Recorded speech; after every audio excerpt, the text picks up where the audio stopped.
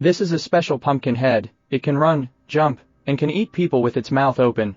When the man had just finished making it, the pumpkin head bit off the man's head.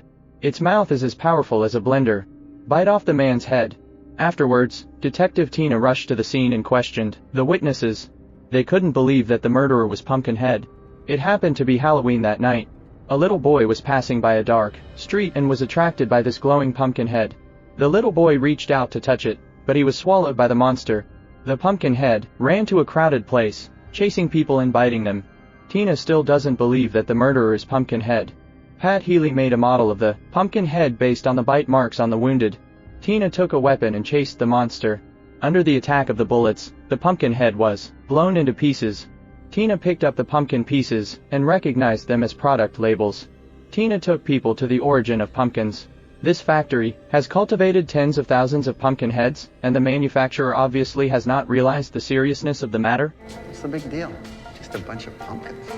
Whenever Halloween comes, the gates of hell are opened. Then countless demons came to the world to cause chaos. The man opened the door, and outside stood a child, dressed as a witch. The man asked with a smile, "Trick or treat?" Unexpectedly, the witch stabbed the man's abdomen several times. The man's friends were not spared either, and all of them were killed by the ghost children. The scene was quite bloody and brutal. A woman hid in the warehouse in fright, and a ghost child followed her all the way in. All kinds of scalpels were placed in the warehouse, and a little girl lay bloodied on the operating table. It turned out that they kidnapped children, cruelly gouged out their eyes, pulled out their teeth and tongues, and even took pictures of them.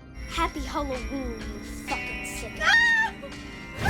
Children will be knocked on the door for gifts on Halloween. If you don't give a child a gift, the child will make trouble. The man gave no sugar and threw the boy a toothbrush. Candy rots your teeth.